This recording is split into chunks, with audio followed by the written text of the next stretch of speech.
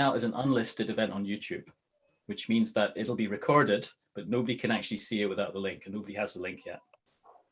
So, right, it's going through now. Just give it a second. Right, that's it. Right, we are now live on YouTube.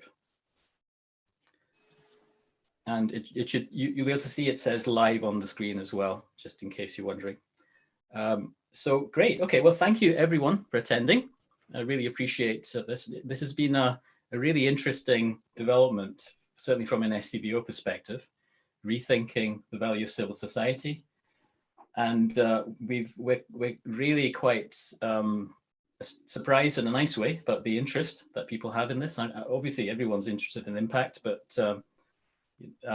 the proposition that we've put forward seems to have resonated. So very much looking forward to the conversation we're about to have.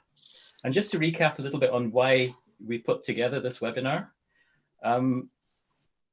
Essentially, at SCVO, we've been thinking about impact and how to think about the impact of civil society differently, and particularly to focus more on the value of civil society in society, rather than just looking at the scale of the sector in terms of how much money it brings in or how many people it employs and so on, which are important, but also to try and look a little bit more at the social and environmental value of civil society and the contribution it makes. And I think this has been quite largely been influenced by the work done by Julia Unwin in the Civil Society Futures Commission that she led, that reported last year. And in that work, Julia mentioned the importance of thinking about the role that civil society plays in bringing people together, in fostering people networks, in enhancing social capital within communities, in the kind of connections it makes, the connectivity, I think is the word she used.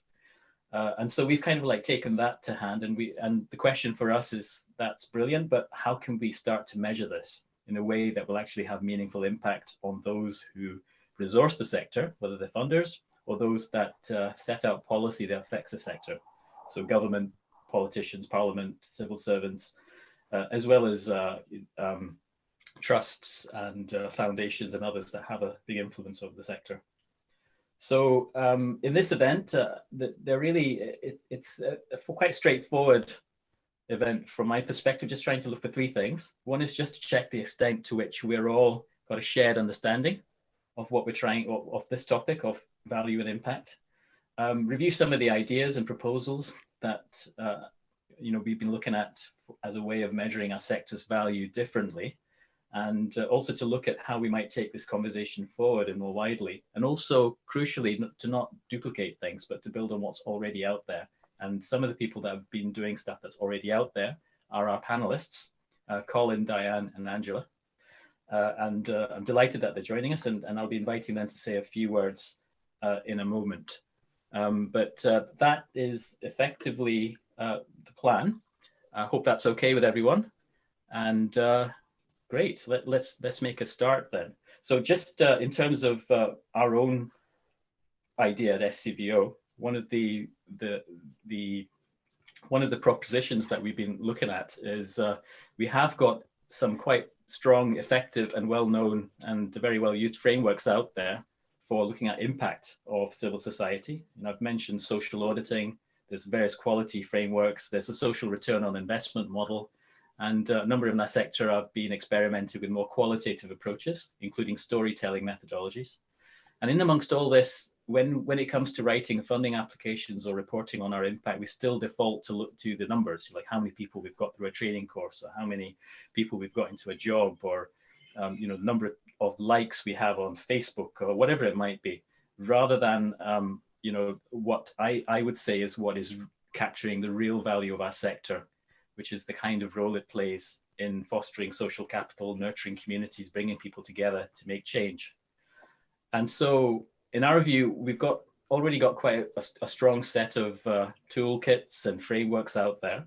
How do we build on that to make sure that we can also start to capture the important role our sector plays in fostering connectivity and people networks and so on? And how does that then influence change? And I think from our perspective, that was obviously what came out from the Civil Society Futures Commission. we think we can now begin to measure this.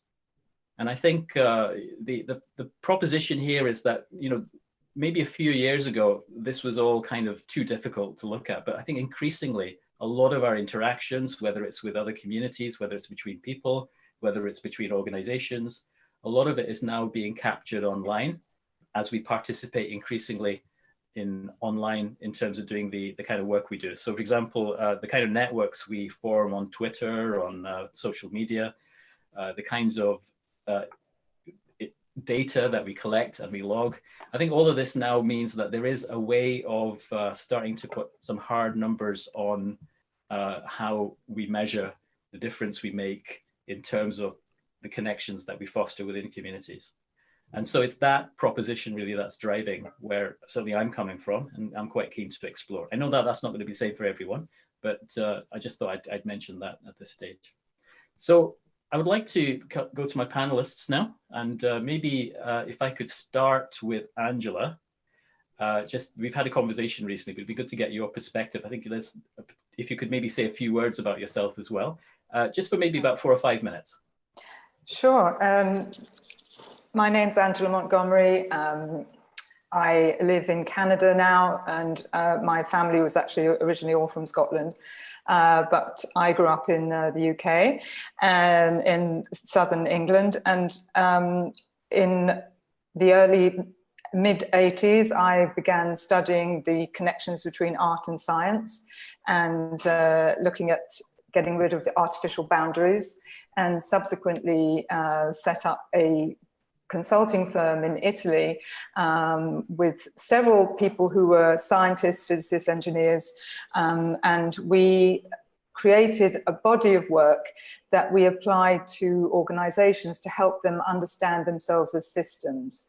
So instead of seeing themselves as in silos or as traditional hierarchies or with artificial boundaries, how they could manage and organize themselves as systems.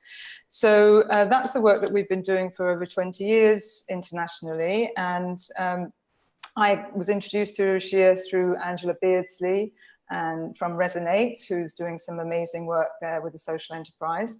It's something that we at Intelligent Management, which is our firm, feel very strongly about. We want to support as much as we can the kind of work that, that Resonate is doing and the kind of impact that it can have on society.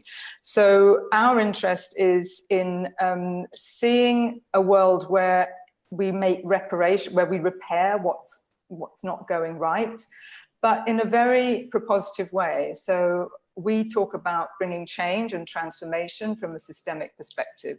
And that has a very precise structure and method. We use something called the theory of constraints, which some people may be familiar with. And this is the kind of vision that, a systemic vision for improvement, for change, that can benefit all the stakeholders in society, whether it's not just about helping companies to make a profit, it's about how do we make sure that all the efforts that we make bring value to all the stakeholders involved. And I'll leave it there, Ruchir, because after I'm terribly jet lagged, so I'm sorry. Okay. I apologise, but that's as much sense as I could make. Right I was just wondering also, Angela, if you've got any comment you would like to make on this proposition around looking at the value of civil society differently. Well, you're putting me in the hot seat as the first person to speak. What I can say from our perspective is that if we're talking about measuring impact, the way we would look at that is, first of all, we have to establish a precise goal, and we would measure throughput. And when we say throughput within the theory of constraints, what we mean is the pace at which we deliver units of the goal. Now, the units of the goal is something that has to be carefully established and identified. And that will depend on the kind of organization we're talking about. So in a for-profit organization, that might be cash, but certainly in a hospital, it's not going to be that. In a home for elderly, it's going to be something different. In a school, it's going to be something different. But unless we establish clearly what the goal is and how we can describe units of the goal, then it becomes difficult to measure. But when we have that, we can measure it and we can communicate it much more effectively. So I think it's very important to establish what the goal is, what we consider units of the goal to be. I can give an example of an organization in Canada which does work in Toronto, which is supposed to help people become entrepreneurs. For us, this is an example of how not to do it, because their measurement of success is how many people they put through their courses. That is not the way to measure entrepreneurship, but that's convenient for them, and that's how they get their funding. So we have to ask ourselves hard questions if we want to be if we really want to make a contribution about what is at stake, what is an organization addressing, what is its goal, how do we measure the units of delivering of that goal. Okay, that's really helpful, actually. Yeah. And I'm going to move on to Colin in a minute, but just before I do that, can I just check if anybody would like to come in from the participants? I just want to make sure that we have some interaction before we jump into the panelists. So if anybody wants to come in at this point, you don't have to, but if you do, please can you just click the button which puts your hand up, or send in a comment. So I'm just scanning the attendees list to see if anybody wants to put their hand up, and then I can let you speak, or you can type in a comment if you haven't got microphones. So I'll just give that a few seconds. Okay, no, I don't think anybody is coming in at this point. That's fine. Okay, so Colin, let's go over to yourself then. Hi, Rashir, thanks. And thanks for the opportunity to be part of the webinar today. It's great for me to be involved in this. I've been involved in looking at social capital for a long time now, so it's nice to have a growing interest in this space. So if you don't mind, I'm going to share a screen. I've got a PowerPoint because some of the stuff that I'm talking about needs a visual representation. So I think you have to stop sharing yours or here.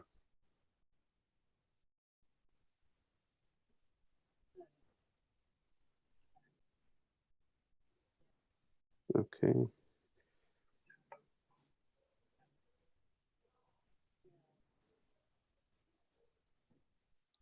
So can you see that? Okay. Yes, brilliant. Okay, so the picture at the beginning there is just to sort of bring us back to the point that so much transformation is happening in the world today with the income of digitalization, and this event is a good example of that we're changing how we communicate, and that produces challenges, but it provides lots of opportunities as well. So a wee bit about me. I'm founder and executive director of a social enterprise called Assist Social Capital. Initially set up the organisation in 2004 with a small grant from Scotland Unlimited. And while I was working at SENSCOT, Social Entrepreneurs Network Scotland, I was also focusing on trying to raise awareness of the value of social capital, and for all sorts of reasons, because we know from academic research that it's good for health, well-being, education, and for business as well. So all round, it's important. To the point that the World Bank actually said that social capital is the glue that holds society together, and without which there can be no economic growth or human well-being, which, from my perspective, if that is really the case, then I think we need to do something about learning how to manage it and understanding. So I actually used it in terms of developing the social enterprise networks, which is what I did when I was working at SENSCOT, which provide an opportunity to bring people together around a shared idea, shared understanding, which helps people collaborate, and that's about trust and reciprocity. So there's a number of indicators which we use, 6 indicators or identifiers to do with social capital. And this picture, I think, gives you an example of, it's about opportunity for all. And this is the definition that we use, which is from the OECD. So networks, shared norms, values, and which facilitate cooperation both within and amongst groups. It's also, I think, important to, and particularly with this conversation that we're having today, that there's acceptance that social capital thrives on certain elements. So as you said at the beginning, Roshir, it's about shared understanding. So common goals that can provide us with an opportunity to come together. But it's also about ownership within that. So, and the transformation in the workplace really is providing more and more opportunity for people to work in a much more flat, less hierarchical infrastructure, which provides opportunity for ownership and people to get really involved.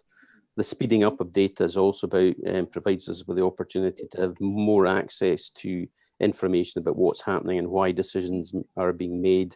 And that leads to better opportunities for trust.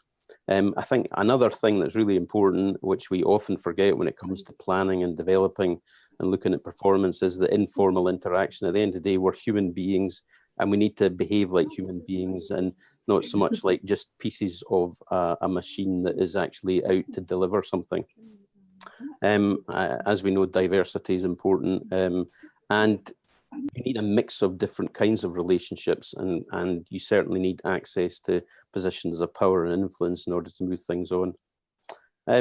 However, despite the fact that we know that there's a need for demonstrating the social impact of what civil society is doing, a recent report that you guys did, Roshir, showed that people are struggling to demonstrate the impact they're having.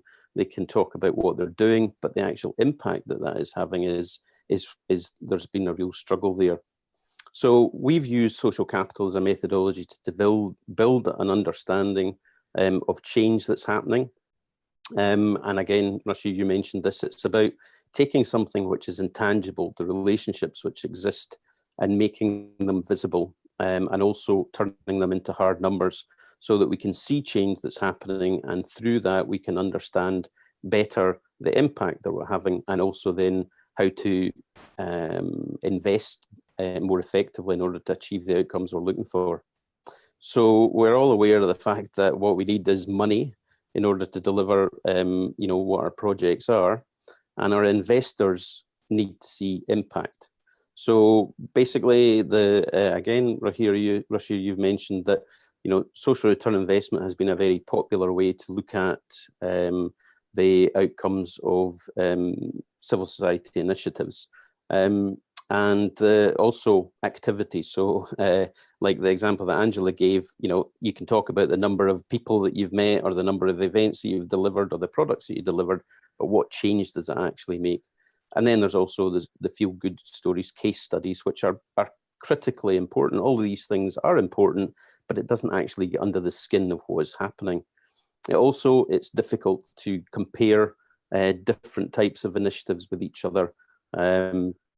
And oftentimes organizations they don't have enough resources internally, so they look for experts to come in and help them, and that takes time and money as well. So these are all barriers to getting good information about the impact that's happening.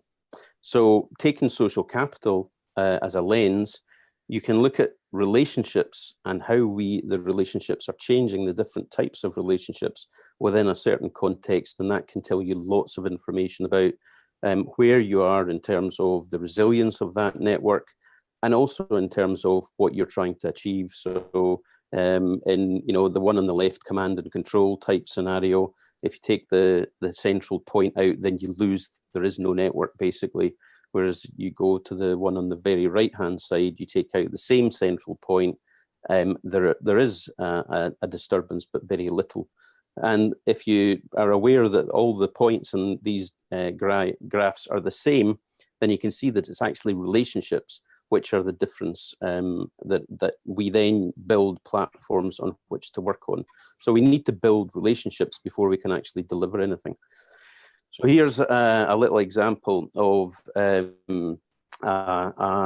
an evaluation we did for Glasgow Disability Alliance, and the blue dot is somebody that was joining Glasgow Disability Alliance, and beforehand they were isolated, and they joined because they knew one person.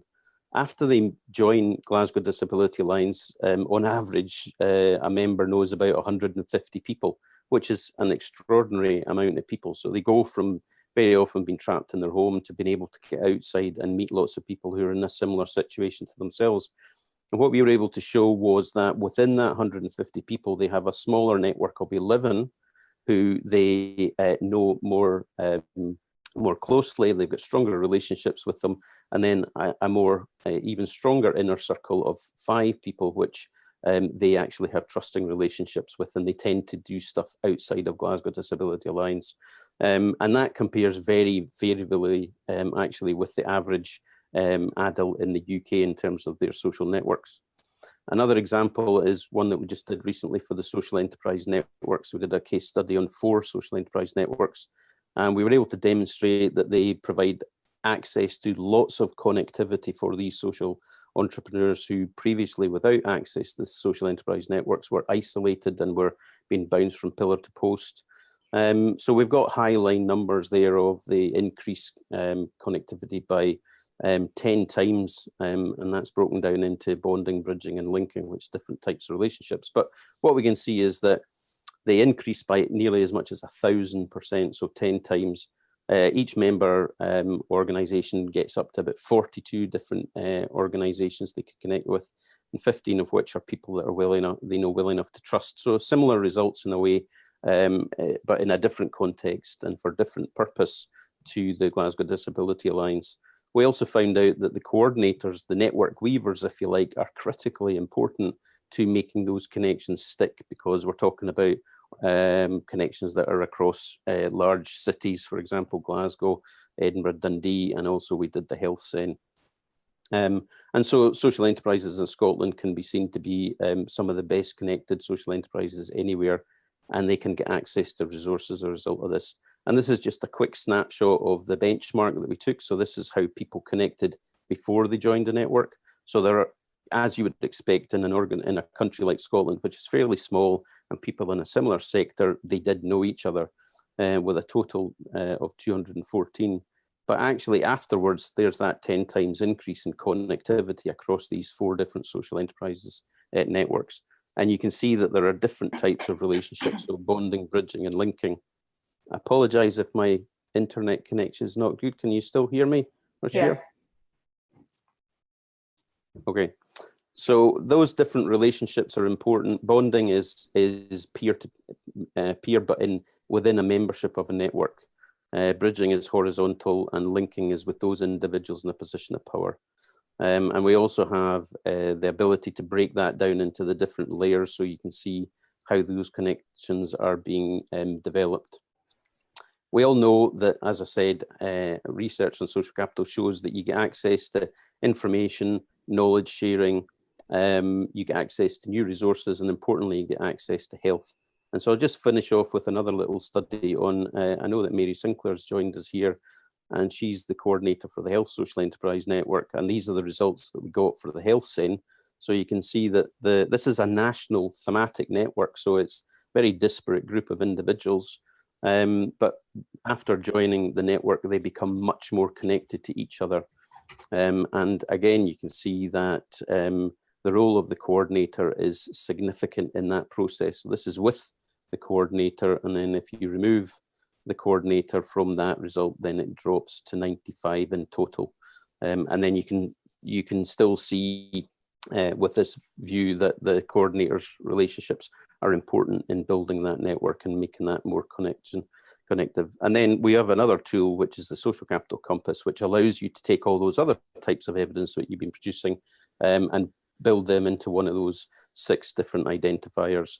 And then after all that, we relate that, similar to what Angela is saying, with what are the intended targets, and are you delivering against those targets? And what academic research says, if you've got high levels of social capital, you're likely to be able to deliver against your targets, and in fact, oftentimes above and beyond, and that's in fact what we are finding.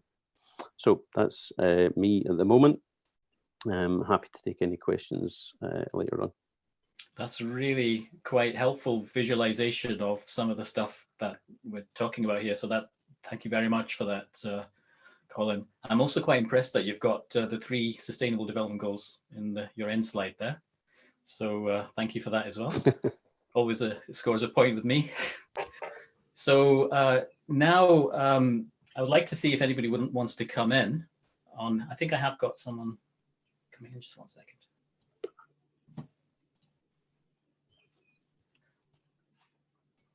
Yeah, Jenny's asking a question. Are there any projects that you think this wouldn't work for, Colin? Are there any projects I think that it wouldn't work for? I mean, one of the reasons that we decided on working on social capital is because social capital is it exists everywhere. So wherever there are people working or living together, then social capital exists in the relationships between people. So therefore, it's a standardized approach with those 6 indicators. What changes is the purpose and the context. So you can take two organizations like, you know, a lunch cafe, you know, a lunch club, and you could have one in Glasgow and you could have one in the Shetlands, and they would be very different. The results would be very different, but you would have the same indicators. Where I've yet to find an example of an organization where we think that this wouldn't work, because you could use it in, you know, in a school. You could use it in a project which is supporting people to come out of prison or into new homes. You could even use it in the boardroom, because relationships are always there. So it just depends on the context of what you're trying to do. And then because the targets and the purpose is always different, then whether or not you're achieving those will depend on the relationships that you're creating and the relationships that you need. So I personally can't think of any situation where it wouldn't work. However, I mean, you can't say never. So okay. So we're getting quite a few comments coming in now. Mary Sinclair is singing your praises. That was a good sign. Yeah. Ilsa's asking a question: is the data collected by interviews? So how do you collect the data, and how intensive an effort is it to collect that information? Okay, so yes, it's we've decided to go down the route of taking an active collection process, and we provide, so it's a cloud-based system. So we provide an account for each individual user or beneficiary, and we go through a process of interviews, the same sort of set questions, and it usually takes in the order of half an hour to 45 minutes to carry that out. If you get in very early doors, if you can get a benchmark very early on, then it takes, you know, half an hour. If what we were doing, we can do it retrospectively as well, up to about 3 years. It's quite comfortable. And if somebody's been involved in something and built up, as in the case of the social enterprise network, some of them had really significant social enterprise relationship networks. That takes a bit longer. But once you've done it once, when you go back and show the change, then it's just a case of updating it. So on average, it takes about an hour, I would say. Okay. Can I just try and visualize this? So are you sat down with somebody and they've got, like, you're drawing something with them, a map, or what does it look like? Okay, so no, it's just a questionnaire, and the algorithms which we have in the software produces the map immediately.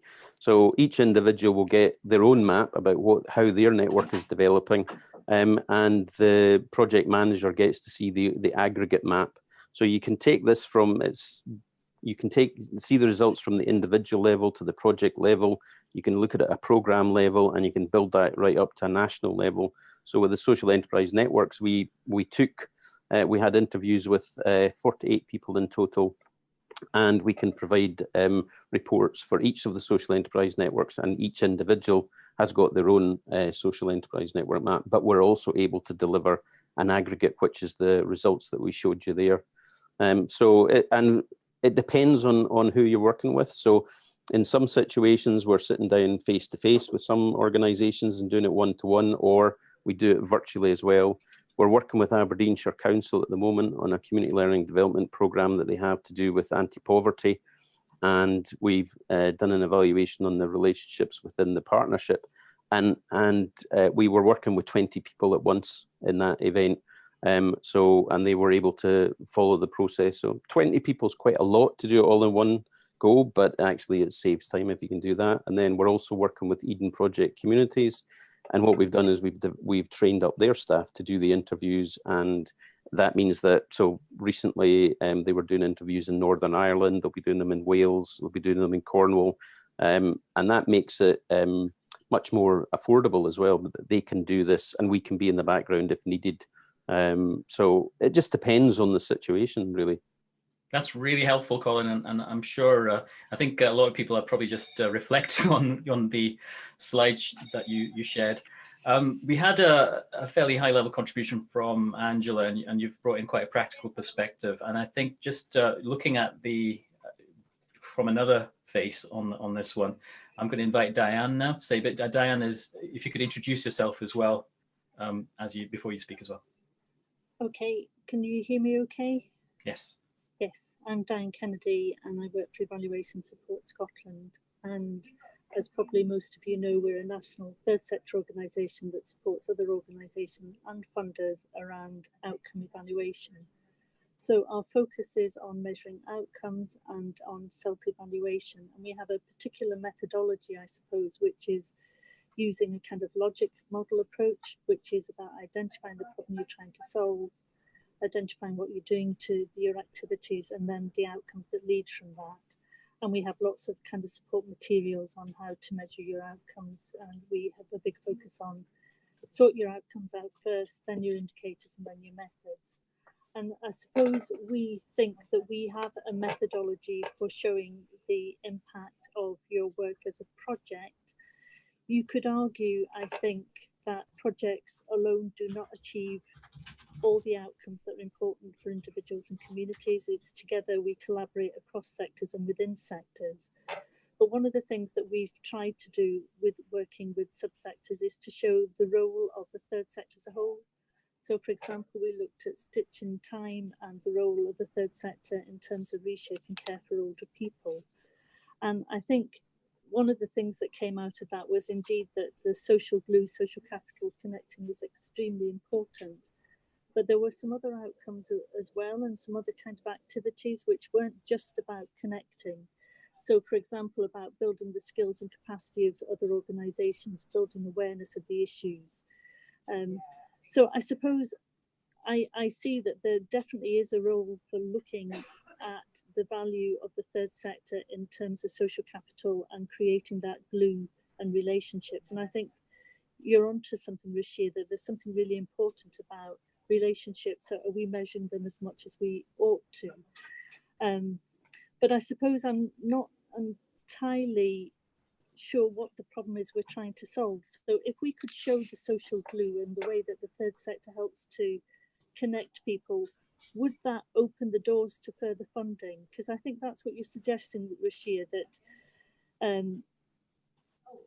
something to do with, is this the most important role the sector play, and does it directly influence funding decisions? So I'm interested, but I'm just wondering, what's the problem we're really trying to solve here? And I'm aware that I was speaking last week to somebody who said that community transport was regarded as very important by users, by the service providers, and by the local authority. There was plenty of evidence that it was important. It was a key service in terms of connecting people to services and to each other, but nevertheless, the funding for that service has stopped. And that's probably because of austerity and because it's hard to cut acute services. And even though it's important, there isn't the money there for it. So I'm just wondering whether this is the lever that will make the difference and will really shine a light on why the third sector is important. So I'm really just raising the question. I hope that's helpful. It's really helpful. Yeah, I mean, I can give a stab of giving a perspective from my thinking on this. I do think there is a clear question we're trying to answer here, because one of the problems that we do have is at the moment, whenever we try and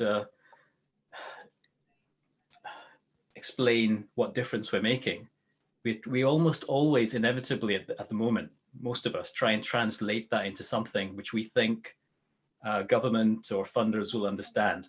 And our view of that is that they can only understand it if it's about saving money for the state, or if it's about meeting some very immediate target outcomes which have been which politicians have set, like number of police officers or number of jobs, that kind of thing.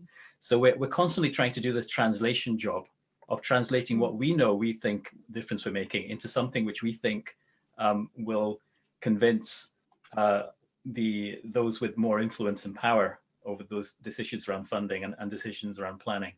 And that kind of economic translation, I think, does a bit of a disservice to the communities that we support, when the reality, I would argue, is that if we can somehow make what we're measuring and if we can make what we're measuring that which we think matters, rather than relying on trying to translate into something that we think is easy for others to understand the measure of, if you see what I mean, then I think, for me, that it's a worthwhile effort, it's a worthwhile journey, because then we will be valuing, and government funders and others will also be valuing the same thing as what we would be valuing, and the people in communities we support are valuing. So it's about alignment for me. And I think for me, there is an opportunity here to try and tackle alignment through these opportunities. I quite like, both the kind of thinking about a much clearer set of collective goals, how things relate together in a system. I also quite like the idea of looking at the networks and how you can start to measure the changes in networks. And I think, pulling all these things together, it kind of does provide an alternative perspective, I think, than the current predominant message, which is that the only way in which you can be valued as civil society is if you can, save some cash for the state, or if you can, tick off some targets that we've set ourselves, which are just there to kind of, put big splashes in the media. So I think it's about alignment for me. Can I invite, first, can I just check if anybody wants to come in from the attendees? And while we're waiting for that, maybe if I come to Angela, do you want to maybe reflect? Yes, I wanted to make a comment there, because thank you very much, Colin, for what you showed. We are completely in alignment with the demonstration that you gave. In fact, our work over the last 20 years has been very much concerned with what is the best kind of shape for an organization to have in today's world of complexity to be effective. So we're moving away from traditional hierarchy and silos and towards a system. But in fact, what we've developed since 2011 is a precise organizational design that we call the network of projects. So we've taken on board network theory as well as systems theory to come up with a practical way of organizing a group of people trying to do something together. How can you actually roll that out? Well, we can design it as a network of projects. But in order to do that, we have to agree what is a project. That means something that has precise specifications in terms of a time frame, a budget, things that have to be achieved. And also, when we're talking about a network, we can map the network, and that's fantastic. And I see that work is being done in several companies in that direction. But from our perspective, we need the network to be a directed network. In other words, we need the network to produce the results that we're designing it towards. And you use the word target, Colin, but that's not the word I used. The word I used was goal, units of the goal, because a target, from a systemic perspective, would suggest that we can achieve something. In fact, we can only achieve what the system is able to achieve. So setting targets is something which is an aberration from our point of view. It doesn't make sense. It's like asking a salesman to achieve a certain target. He can only achieve what the entire system of interdependencies will permit. So the point I wanted to get across there was that if we're talking about networks and if we're talking about projects, that's exactly the work that we've been developing. We need to know what that network of projects has to deliver. We need to be able to say precisely what the goals are so that we can measure and we can demonstrate the steps that are being achieved as the project is being delivered. And we need a very different approach to project management as well from what the majority of project managers are familiar with today, which is, as we know, most projects, and even in the commercial sector, fail to come in on time and within budget. So there are much better ways of achieving that. And the reason I believe that is important is that I think if for the third sector to achieve its goals of also being funded, we need to be able to demonstrate exactly what it is we're trying to achieve, how we're achieving it, how long it's taking, what are the resources that are required, and we can do that in a demonstrable and communicable way. I think if that becomes more of the focus, we can avoid the danger of entropy and a dispersion of energies. It's because, as Dr. W. Edwards Deming would have told us, it's not enough for people to have just good intentions. We need to have work which is clear, precise, and synchronized. So a big important part of the network of projects idea that we have developed is synchronization. We need resources to know what has to be done and when, so that we can achieve the common goal that we're trying to produce. Okay, that's really helpful. I've got a message from Dermot. Money needn't be the only interest. I'm wondering whether, Dermot, before you go, do you want to come in? If you want, I've enabled your microphone, so if you wanted to come in, just unmute yourself if you want to come in, and you can maybe explain your message. If you don't, that's fine. We'll read your message. Okay, go for it.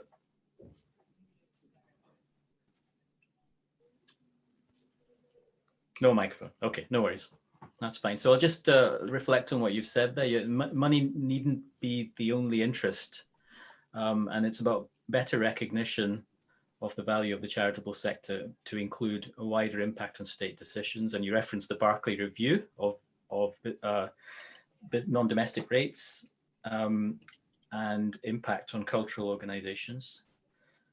And links to corporate social responsibility and community engagement ambitions. Okay. If you want to leave elaborate on that at all, just feel free to type in there. Does anybody else want to come in? Feel free to stick your hand up, or and I can enable you to talk. Just let me know. And while we're waiting for that, okay, that's great. Dermot, so Barclay's review, particularly about a lack of impact analysis, recommendations made without weighing up third sector consequences. Well, that's true. Okay. So that's a practical example of a problem that we can fix here. And Rachel has come out with a question to you, Colin. I was going to come to you, Colin, anyway. You might want to reflect on what Angela was saying as well, but Rachel is asking a question there about how the research has been used and how funders are reacting to it. Okay, yeah, just in response to Angela, yeah, I don't disagree with you about targets. However, when it comes to responding to either what your funders or investors are looking for, you almost always have to put targets up front to say, this is what we're going to do with this money, despite the fact that you haven't done it yet, and we know that so many things change. So targets are something which we have to sort of like live with, and salespeople also have targets as well. And I mean, that's an interesting conversation we've been having with people around sales and marketing, that they realize that it takes a long time to build up relationships, and that is often an intangible thing which, you know, people back at the ranch don't actually see how much effort goes into building those relationships. So I don't disagree, but I think we need to move towards a better way of having analysis and impact analysis, which as Rashir says, is demonstrates the human element of everything that we do. And that's what we're trying to get at. And also it's about shared understanding, and that what you talked about, we would term scope. So you need to understand the scope of the work that you're looking at. So an example that we give of that is, if you look at a school, you could compare the social capital footprint of one school to another school, or you could look at one class to another class, different years. You could look at the social capital results for the teachers or a subsection of those teachers. So there's all sorts of different ways, and as you also point out, it has to be identifiable. If people aren't able to identify with the sort of scope that you've identified, then it's very difficult for them to see the relationships. But basically, human beings work in that way. We departmentalize the work we're doing, and we are members of multiple communities. So we're used to doing that. It's not too difficult. I think one of the things that going about this way allows the third sector, particularly in this case, to do is to attribute impact, because very often it's really hard, when you're talking about all the sort of indicators that we have at the moment, which I think are very valuable. Sometimes there's a case where people will say, yeah, but was that really you that had the impact? Was it really our money that made the difference to what you're doing? Or was this much more of a wider sort of system perspective?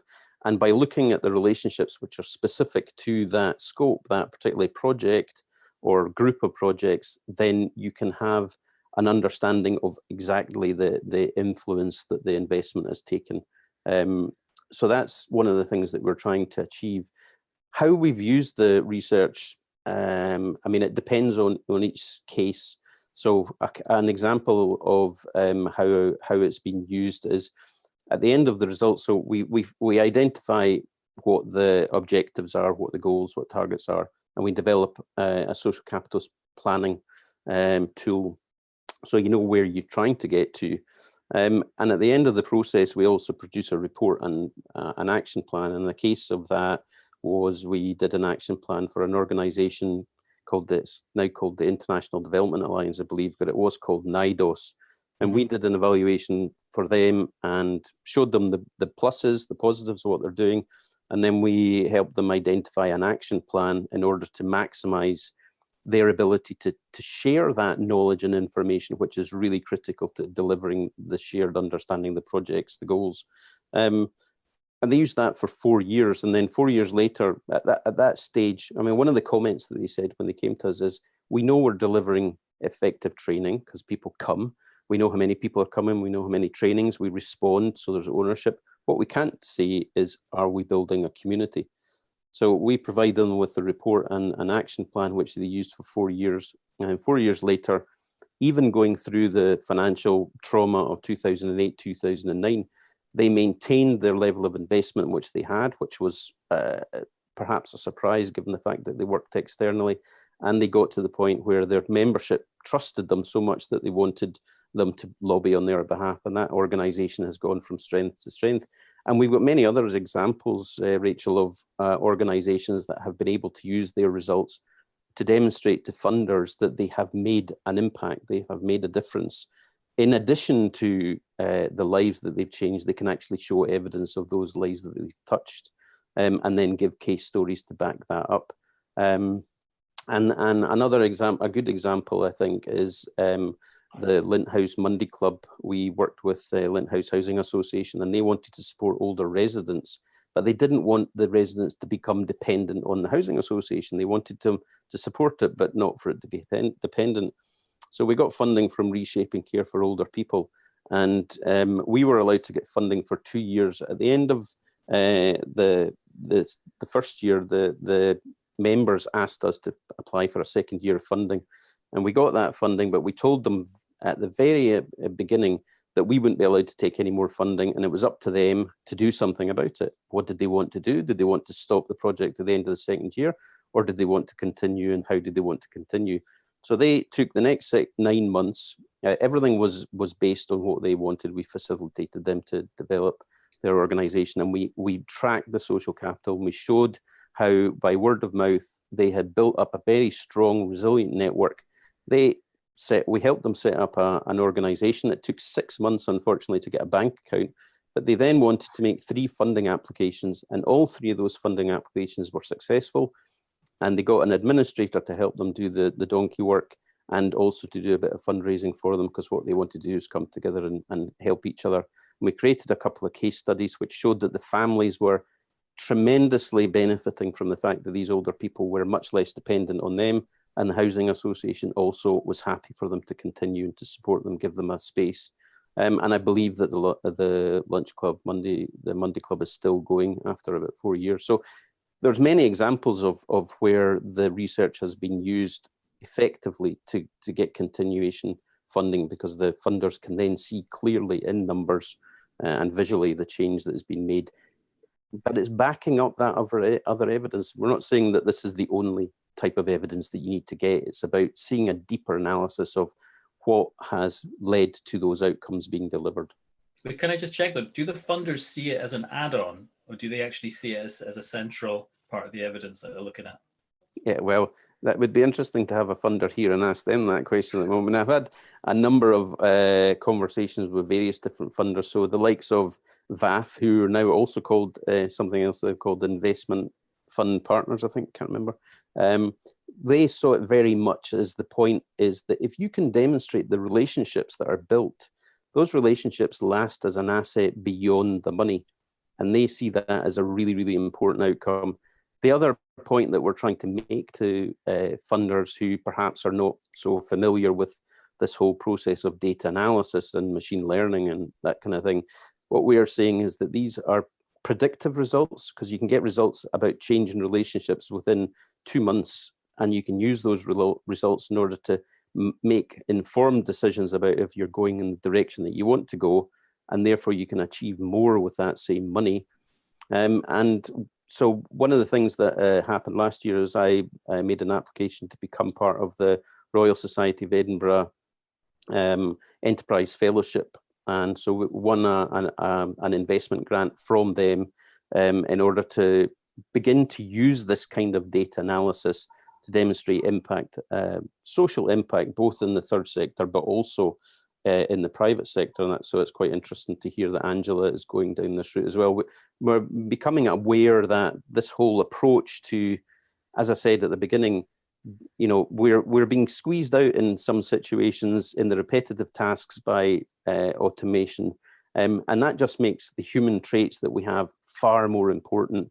And the data analysis ability that we have from computers to do the number crunching of this stuff means that we can collect lots of data and begin to understand the patterns. So if you, I mean, and what we know now, Ruchir, you know this as well as anyone, you've been involved in looking at the national scene, you can see patterns. But if you don't have evidence to back up those anecdotes, then it becomes difficult to convince people that have got money to invest in it. So I think it's about adding deeper analysis of the evidence of what we know works and use that to begin to make the argument. So, for example, take the social enterprise networks. We know that the social enterprise networks have made a big difference in Scotland in terms of giving social entrepreneurs a space to come together and learn from each other.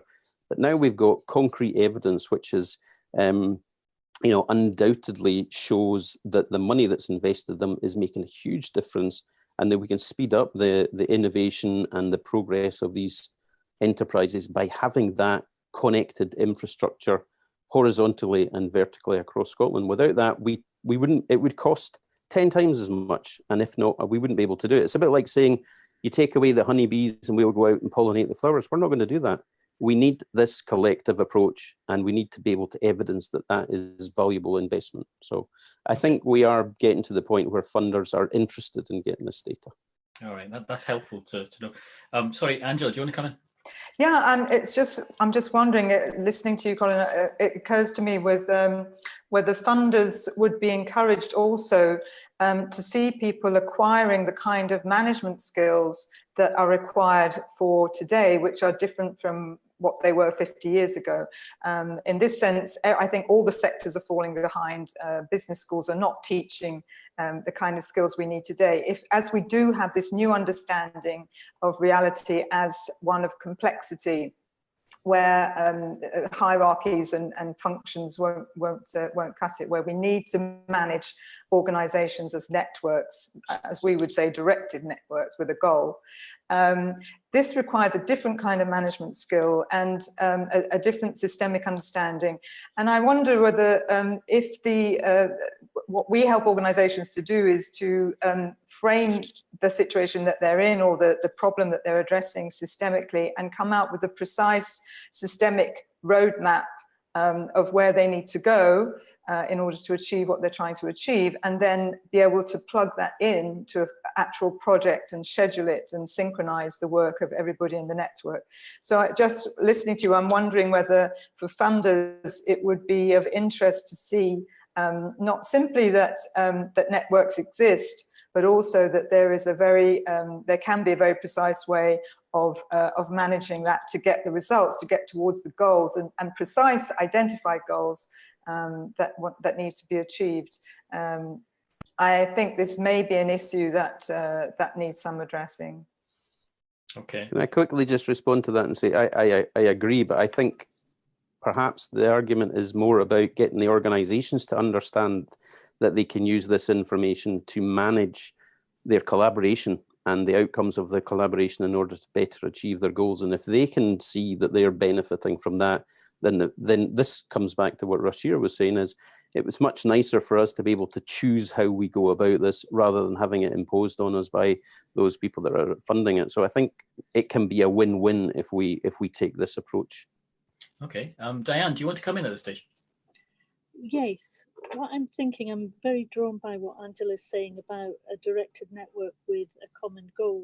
And I think if you look at something like health and social care system, the new health and social care integrated partnerships, commissioners have to think about how do they commission for outcomes across a whole population. And I think the social glue that you're talking about is a really important part of what the third sector offer, but I think it's more than that. There's a range of roles in which the third sector play and contribute to those shared or common outcomes, but I'm completely with both of the other speakers in saying it's really good to kind of explore exactly what is it that we're trying to achieve in common, and what's the role of kind of the networking and connecting that the third sector play. But I don't want us to lose sight of the idea that outcomes are important. Social capital is a kind of outcome, networking is a kind of outcome, but there are a range of outcomes. Does that make sense? It does, but could you describe a bit more about the other outcomes? Well, for example, in the health and social care system, there'll be quite a lot of services which are about connected people. I talked about community transport. There's a big lot of stuff on reducing social isolation. But third sector organisations, particularly in the later stages where people have got health issues, might be actually providing care. So they're making people comfortable and giving them the services they need. There might be provision of housing. That's a third sector provision. There may be some stuff around culture or entertainment. It's not all about connecting. Sometimes it's about providing services that people need. Sometimes it's about educating and skilling up other people to deliver better services for older people. So there's a range of outcomes. That makes a lot of sense to me, because in fact, I think what you're describing to me, I would describe as infrastructure building. That's like the social infrastructure building. Yes. So you're building the Yes. capacity of the community to do the networking in the first place. You're also building the capacity of the community to meet their needs. And in some cases, you're actually providing the services to meet the needs, because that does require some external input. So all of that seems to go hand in hand and mutually enhance each other in the kind of system that I think Angela was describing. But exactly. then, the default is that all this happens and it just emerges. And I think what Angela, picking up from what you're saying, is that, maybe we need to be a bit more directive about it.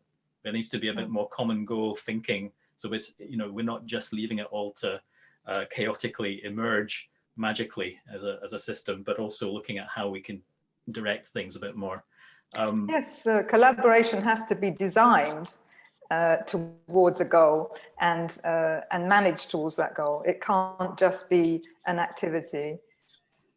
Brilliant. Okay, there's one more thing which I thought I'd bring to the table we haven't touched on yet, and that is that one of the, I think Colin touched on this a bit in terms of the amount of data that's being collected, not that's being collected deliberately. So, for example, Colin, you described the approach that you're taking where you map out things with people. It takes an hour or whatever it might be. But then also I've got a question about the data that's being collected automatically. We talked a lot about automation. A lot of data is now being automatically collected, not because people are being asked and they're replying like surveys or whatever it might be, but because they're actually, that data is collected in their routine engagements. I mentioned Twitter earlier on, but there's also all the interactions with services as well. There's the the automation in terms of where people go, all that kind of stuff. Some of it's quite sinister because you think, well, a lot of data is being collected that people don't have control over.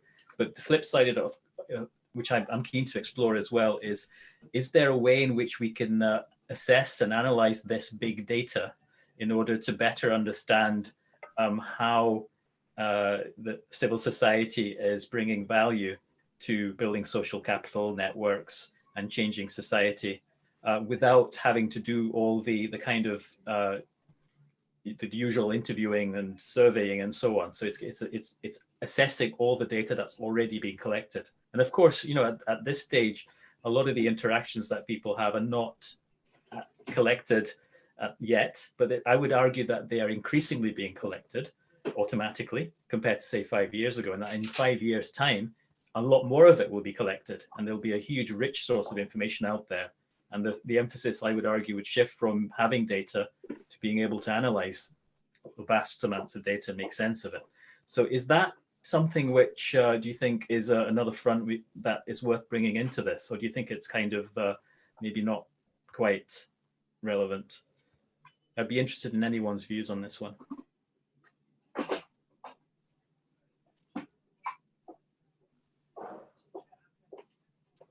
Okay, I'll have a bash at this. Go ahead. I think the answer is undoubtedly yes. It's worth engaging in this because the information is out there. But I think it's important for us to sort of hark back to the conversation we had about there has to be a purpose in it, and you have to be clear about what that purpose is. One of the challenges that we have, I think, with data is that most people don't understand where it's going at the moment. Is progressing so quickly, and the capacity of machine learning and AI is progressing way beyond our capacity to keep up with it. That I think it's important that we do have methodologies to understand the influence it's having on us, and that if we're collecting that data, it has to be brought back to a sense of that this is there for human benefit, not just for sort of like maximizing us and sweating us to make an extra buck. And I think they're it depends on where you are in terms of that spectrum of going towards just profit maximization. I think, as I said at the beginning as well, that there is more of a trend towards understanding. I mean, millennials are all looking for business places that have got a purpose. So there's a divergence in a way of what data can do, but there's also a convergence of the fact that we understand that in order to sort of hold our societies together, we still need to be human beings, and we still need to interact with each other. There's nothing like interacting face to face, and the value of life is in our relationships. Effectively, we don't want to end up living in virtual world. At least I don't. And I suppose just to finish this bit, that takes me back to the point that Angela was making, and also Diane echoed, is that we want to have some kind of purpose. So I clearly and deeply resonate with that whole agenda. And so, for example, the social enterprise networks, when we first started the networks, that was around about the time that I was getting involved in social capital. So the whole theory of developing and managing the social enterprise networks was done specifically with an intended objective, which was to have a broader impact on the sector, to join up people who were isolated at the time, and then lead to impact and policy so that social enterprises were not isolated and get access to resources. And so not only have we done that report, which was 10 years later, demonstrates the massive change that has happened in the social enterprise sector, we've also written a number of academic research papers with a colleague from Stirling and Trento University about how that was an objective that was the whole purpose of what we were doing, to use social capital as that management tool, if you like, in order to direct self-organization, because self-organization is the maximum of where people get ownership but you need to direct self-organization. So if you want people to use a roundabout, you've got to design it, you've got to build it. They never see the designing and the building, but the roundabout's there. So I have to say, from our perspective, self-organization is not applicable to human organizations. People do not spontaneously collaborate. These things have to be designed and synchronized, and it's the synchronization element that transforms collaboration into results towards a defined goal.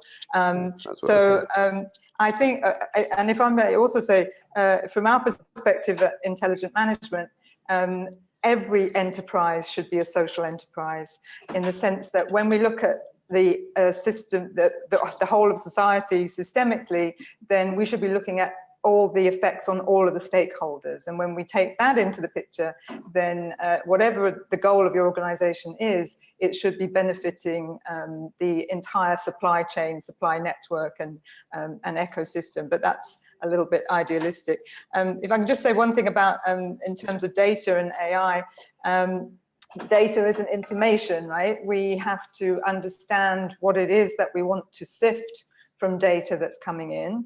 So that means we have to have clear ideas on what it is we need to know. But in terms of human interaction, I think we don't necessarily need to be scared of artificial intelligence and machine learning if these are technologies that actually remove from human activity things which are less interesting. If we look at things like accounting or banking, there are so many activities there which could easily be done in an automated way. And that would force people into looking at what is it that adds value. So let's remove the things which do not, and let's concentrate on human activities that only add value to whatever the activity, whatever our organization is trying to do. So I think in that sense, the technology part can be very beneficial. Diane, did you want to come in? I'm kind of thinking in all sorts of different directions at the moment, but I think there's something about the point that Angela's making about collaboration only happens because it's designed, but we work and live and receive services in very complex systems, and they're very difficult to design.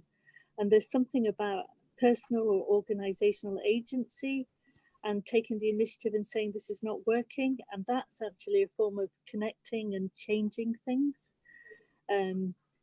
So I think there's some really interesting work to be done about how do you evaluate system outcomes? How do you collaborate across all the different sectors and everybody bring their bits of puzzle to the table and work out what is it that we're trying to achieve? What are the roles that we play, and how do we work together, and how do we evaluate that? That's really complicated stuff, but it's moving beyond the project into the community and services for individuals as a whole. So I don't know if that makes sense, but and that's where my head's going off to. I think that makes a lot of sense, actually, and let's do it.